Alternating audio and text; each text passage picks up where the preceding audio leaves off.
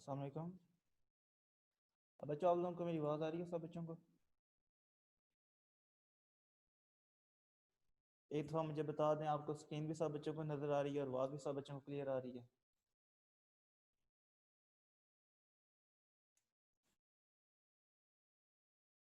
चलें जी, फिर आज की क्लास शुरू करते हैं। लास्ट टाइम हमने क्या पढ़ा था, किसी बच्चे ने को याद है?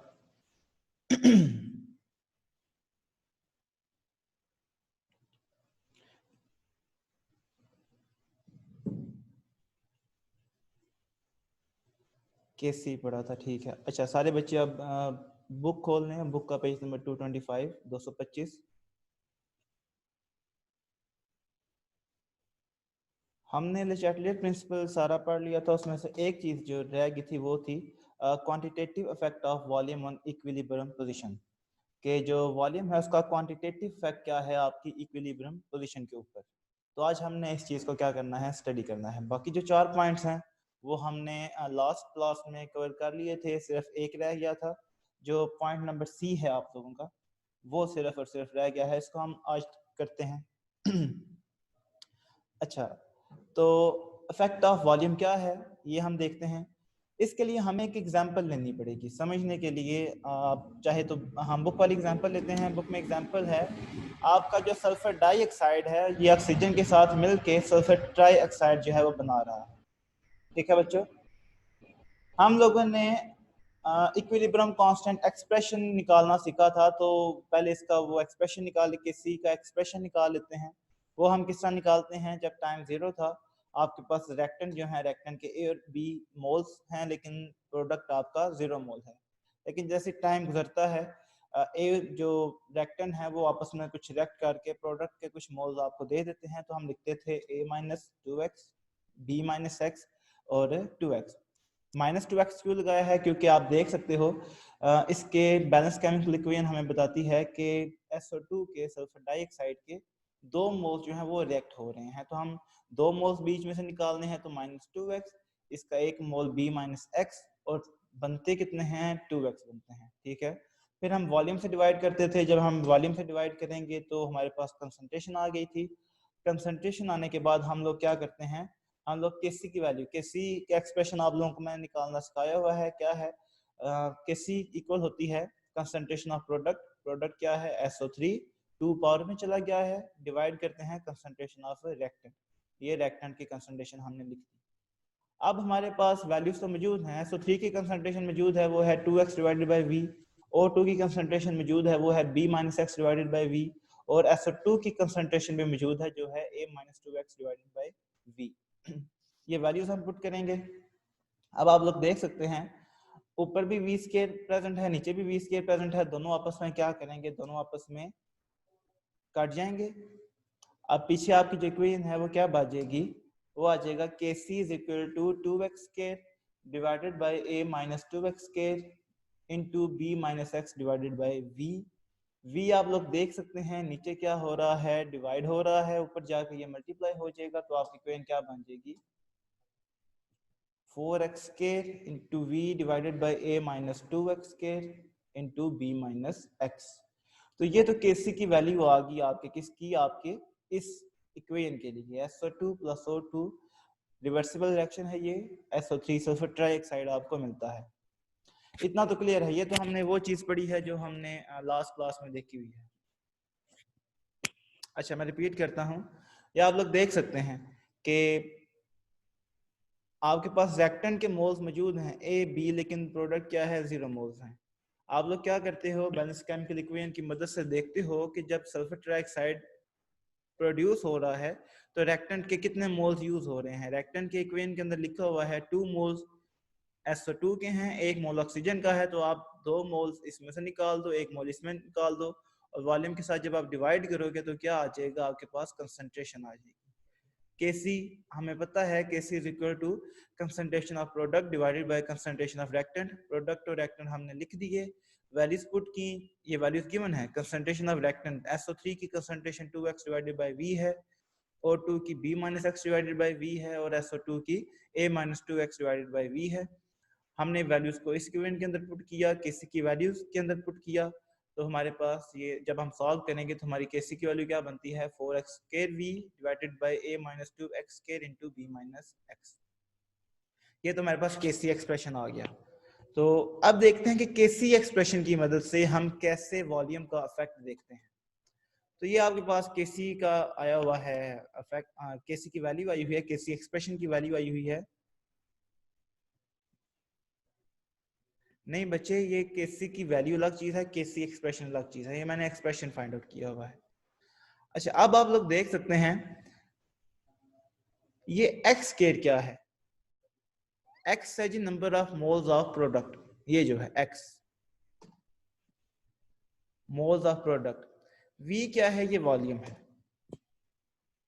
ठीक है, केसी जो है वो एक कांस्टेंट वैल्यू है। अब आप लोगों ने दिमाग लगाना है और मुझे बताना है कि मोल्स ऑफ प्रोडक्ट और वॉल्यूम का क्या रिलेशनशिप बनता है इसके अकॉर्डिंग।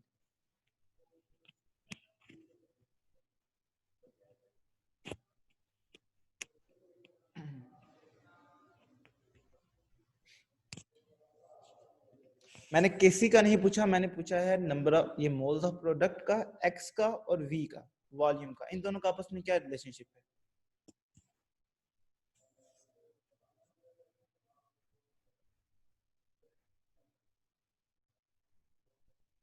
ज्यादा बच्चे तो डायरेक्टली कह रहे हैं। अच्छा बच्चों, आप देखो मैं तुम लोगों को दोबारा ये चीज समझाता हूँ।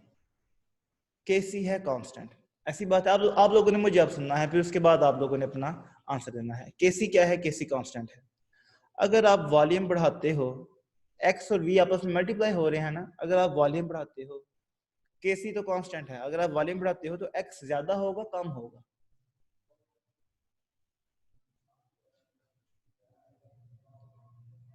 फॉर एग्जाम्पल आपका वॉल्यूम 5 है, 5 वी और एक्स का जो मल्टीप्लाई है वो 20 के इक्वल आ रहा है। वॉल्यूम 5 है, एक्स 4 है। अब वॉल्यूम को ज्यादा करके 10 कर देते हो तो एक्स आपका 2 हो जाएगा ना, वॉल्यूम बढ़ाने से एक्स जो है वो कम हो जाएगा।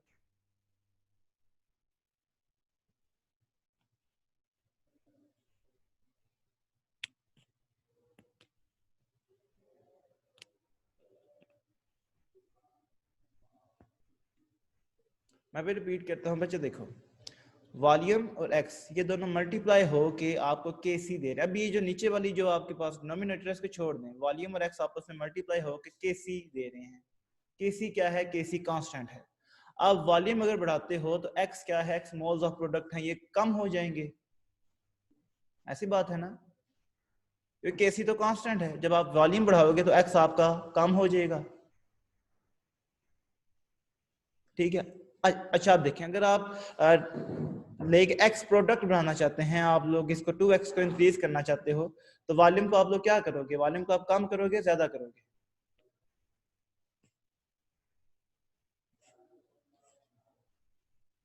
ठीक है, इनवर्स रिलेशनशिप है वो हमें समझ लगी। अब हम क्या करना चाहते हैं, हम लोग फॉरवर्ड डायरेक्शन के अंदर अपना डायरेक्शन मूव कराना चाहते हैं, तो वॉल्यूम हम इंक्रीज करेंगे या डिक्रीज करेंगे।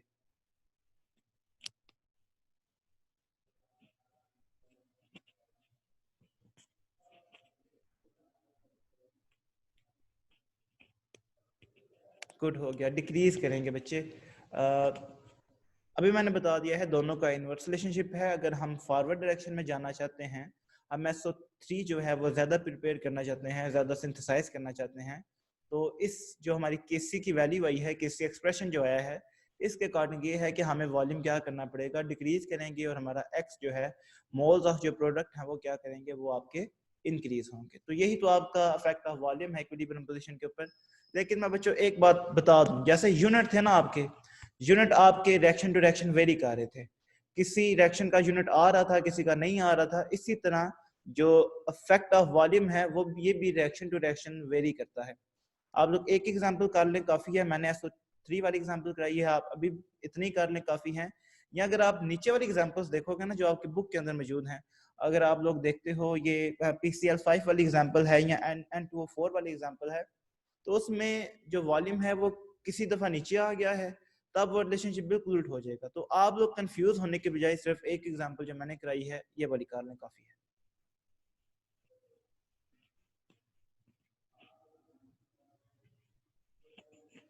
ठीक हो गया बच्चों, ये तो हो गया quantitative effect of volume on equilibrium position. अब आगे चलते हैं। आगे आपका जो टॉपिक है वो है जी application of chemical equilibrium in industry. आप लोग केमिस्ट हो, केमिस्ट्री पढ़ते हो। अब आप लोगों को पता है कि केमिस्ट्री जो केमिस्ट है उनका ज्यादा काम इंडस्ट्री के अंदर होता है, ठीक है। ये बच्चे इसी को एक एग्जांपल करके इसी को एक्सप्लेन कर दें, काफी है। अब इंडस्ट्री के अंदर आप लोग केमिस्ट्री को किस तरह यूज करते हो ये तो आप लोगों को पता ही है। जैसे हमने कल एग्जांपल की थी, अमोनिया को प्रिपेयर किया था। अभी हमने यही देखना है कि हम कैसे जो है जो केमिकल इक्विलिब्रियम है, स्पेसिफिक जो केमिकल इक्विलिब्रियम है, इसको कैसे इंडस्ट्री के अंदर यूज करते हैं, तो वो हम लोग देखेंगे। पहला तो है जी आपका सिंथेसिस ऑफ अमोनिया, अमोनिया की प्रिपरेशन, ठीक है। अब अमोनिया जो प्रिपेयर होती है वो जो हम करते हैं वो हम प्रोसेस है। फ्रिट्ज हैबर एक जर्मन साइंटिस्ट था, फ्रिट्ज हैबर, उसने एक प्रोसेस दिया था जिसे हम क्या कहते हैं, जिसे हम हैबर साइकिल कहते हैं, ठीक है। इसी के नाम पे है, हैबर प्रोसेस है। डेट ऑफ बर्थ आगे ये करने की जरूरत नहीं है। अब हैबर प्रोसेस जो इसने दिया है, फ्रिट्ज हैबर ने दिया है, ये कहता क्या है, ये कहता ये है कि आप हाइड्रोजन को एयर से लेते हो, सॉरी नाइट्रोजन को एयर से लेते हो, और हाइड्रोजन को नेचुरल गैस मीथेन से लेते हो, ठीक है, ड्राइव करते हो। ये जो दो गैसेस हैं इनको कंबाइन करते हो और आपका क्या बन जाता है, आपका अमोनिया बन जाता है, ठीक है।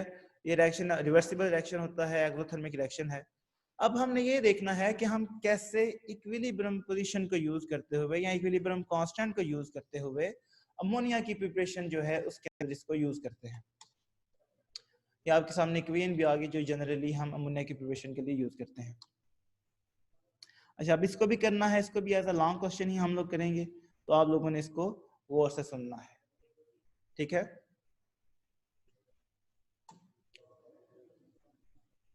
हम लोग क्या करते हैं, हम नाइट्रोजन लेते हैं। जनरल मैं आपको फ्लो शीट डायग्राम दिखा देता हूँ कि कैसे हम अमोनिया को प्रिपेयर करते हैं। हम नाइट्रोजन लेते हैं एयर से, हाइड्रोजन लेते हैं नेचुरल गैस से। रेशियो हम क्या रखते हैं, हम 1:3 रखते हैं। इसमें नाइट्रोजन आपकी 1 रेशियो और हाइड्रोजन की रेशियो क्या है, 3 रेशियो, ठीक है। 1:3 रेशियो हम रखते हैं बाय वॉल्यूम। इनको आपस में कराते हैं रिएक्ट। कैसे रिएक्ट कराते हैं, साथ में मैंने आपको ये कंडीशंस दे दी, टेम्परेचर हम देते हैं।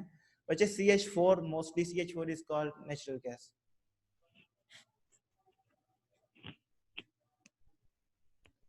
अच्छा, 400 to 450 डिग्री सेंटीग्रेड आप लोग टेम्परेचर देते हो, प्रेशर 200 atm देते हो, आयरन कैटलिस्ट हम इसके अंदर यूज करते हैं,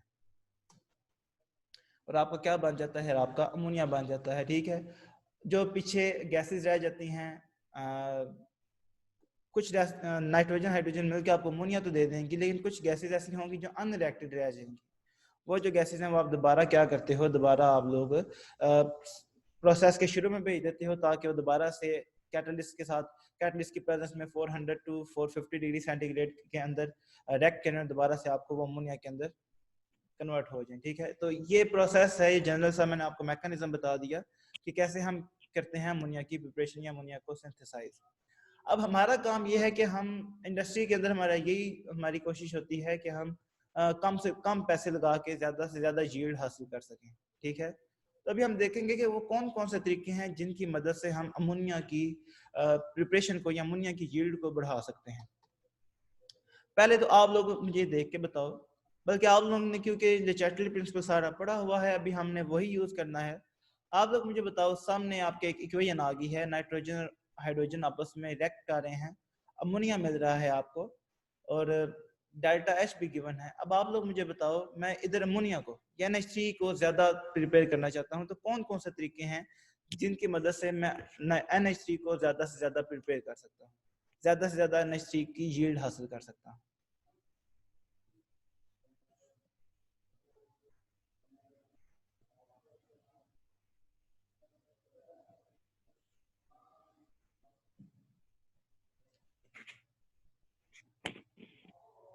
बच्चे बुक से देख के नहीं बताना, पहली बात अपना दिमाग लगाएं, क्योंकि मैंने पढ़ा तो देना ही है, तो अपना दिमाग लगाएं ताकि आप लोगों को ये चीजें याद रहें।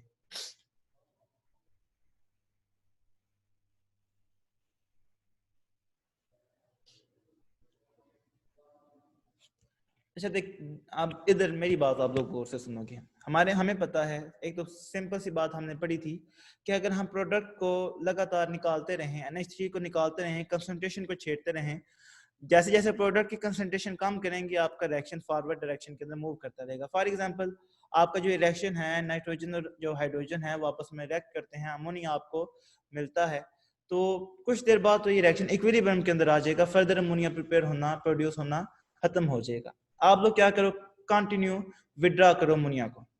जब आप अमोनिया को बाहर निकालते रहोगे तो अमोनिया की कंसंट्रेशन क्योंकि कम हो रही है, प्रोडक्ट की कंसंट्रेशन कम हो रही है, रिएक्शन आपका फॉरवर्ड डायरेक्शन के अंदर मूव करने लग जाएगा। पहला वे तो ये हो गया।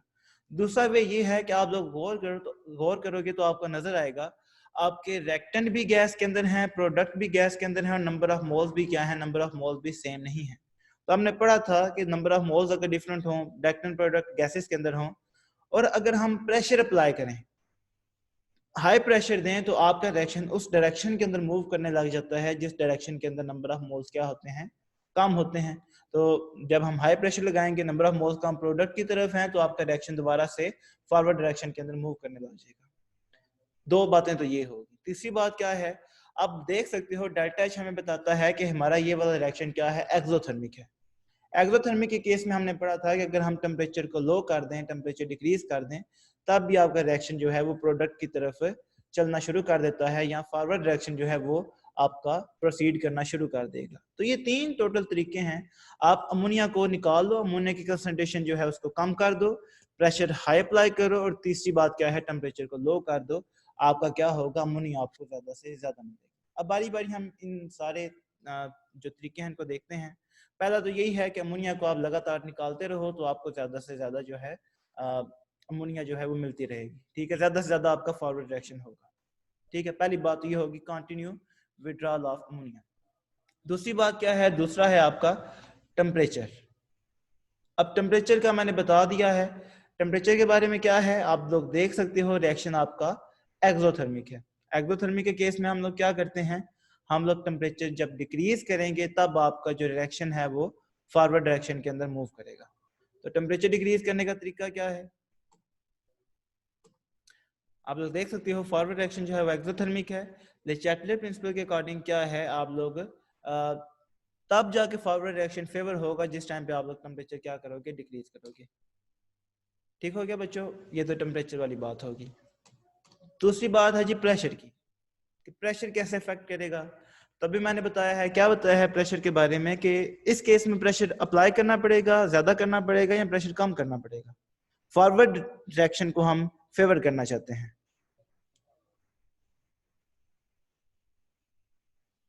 ठीक है। हम लोग प्रेशर अप्लाई करेंगे, प्रेशर ज्यादा कर देंगे, और जब प्रेशर ज्यादा करेंगे तो आपका रिएक्शन जो है उस तरफ मूव करेगा जिस तरफ नंबर ऑफ मोल्स क्या है, कम है। हम लोग देख सकते हैं रिएक्टेंट्स की तरफ 4 नंबर ऑफ मोल्स हैं, 4 मॉलिक्यूल हैं, प्रोडक्ट की तरफ 2 हैं। तो अगर हम प्रेशर को हाई करते हैं, हाई प्रेशर अप्लाई करते हैं, तो आपका रिएक्शन है फॉरवर्ड डायरेक्शन के अंदर मूव करना शुरू कर देगा। चलें, तीन बातें हमने पढ़ी हैं, तीनों में हमने देखा कि जो कंसंट्रेशन है वो कैसे अफेक्ट करती है आपके रिएक्शन के ऊपर। फिर हमने प्रेशर का देख लिया, फिर हमने टेम्परेचर का देख लिया। तीन चीजें हैं, तीन चीजें हमने देख ली। लेकिन चौथी चीज भी है, कैटलिस्ट। कैटलिस्ट के बारे में हमने क्या पढ़ा था कल, कैटलिस्ट का क्या इफेक्ट होता है आपके रिएक्शन के ऊपर।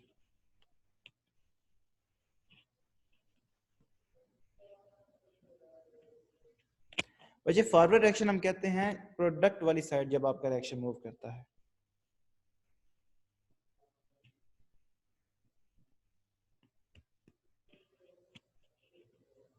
हाँ, कैटलिस्ट के बारे में हमने यही पढ़ा था कि इसका ओवरऑल तो इक्विलिब्रियम के ऊपर कोई इफेक्ट नहीं है, लेकिन ये आप लोगों जो अमोनिया प्रिपेयर प्रोड्यूस होगी वो जल्दी होगी, ठीक है। कैटलिस्ट स्पीड अप करता है रिएक्शन को, ठीक है। इसका सिर्फ और सिर्फ काम क्या है, ये रिएक्शन को क्या करता है, स्पीड अप करता है, स्पीड अप द रिएक्शन। चलें, ये बातें अब हमने पढ़ ली हैं, तो आसान सा काम हमें पता लग गया है कि अगर हम प्रेशर हाई कर दें, टेम्परेचर कम कर दें, अमोनिया को लगातार निकालते रहें और कोई अच्छा सुटेबल कैटलिस्ट डाल दें, तो हमें जो अमोनिया है वो जल्दी भी मिल जाएगी, और ज़्यादा भी हम इसकी जो प्रिपरेशन है वो ज़्यादा भी इसकी सिंथेसिस कर सकते हैं। लेकिन ना बच्चे आप लोगों ने जो याद रखना है वो है ऑप्टिमम कंडीशंस। ऑप्टिमम कंडीशंस वो वाली कंडीशंस जिनके ऊपर आपको जो यील्ड है वो मैक्सिमम मिलती है, ठीक है। आप लोग बायो अगर आप लोग पढ़ते हो तो आपको पता होगा ऑप्टिमम टेम्परेचर होता है, ऑप्टिमम प्रेशर होता है, ऑप्टिमम पीएच होती है। तो ऑप्टिमम वर्ड हम वो यूज करते हैं कि वो बेस्ट कंडीशन जिन पे आपको यील्ड जो है वो मैक्सिमम मिलती है। तो ये जो कंडीशंस हैं अमोनिया की सिंथेसिस के लिए, ये आप लोगों ने करनी है याद, ठीक है। टेम्परेचर हम देते हैं 400 से लेके 450 डिग्री सेंटीग्रेड तक। हालांकि अभी मैंने आपको बताया है कि आप लोग मैक्सिमम अगर यील्ड हासिल करना चाहते हो, आप लोग बुक पे भी ये बात देख सकते हो, ये पॉइंट बुक में भी लिखा हुआ है। आप लोग अगर ज्यादा से ज्यादा यील्ड देना चाहते हो तो टेम्परेचर कम करो, यही बात हमने पढ़ी है एक्सोथर्मिक के अंदर।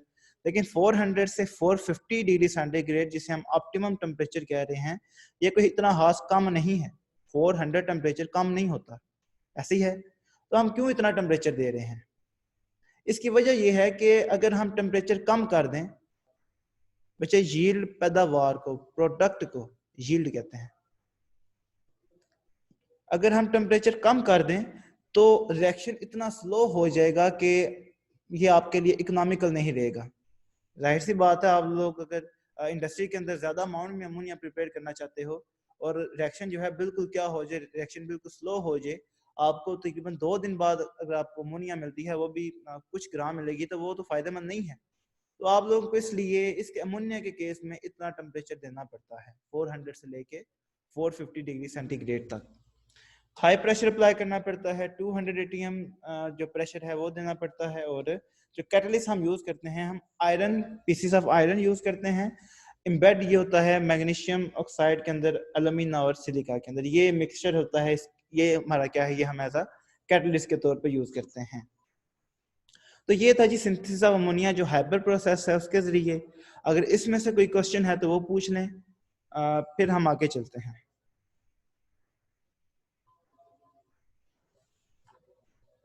अगर क्लियर है फिर भी बता दें, अगर कोई क्वेश्चन है तो वो पूछ लें।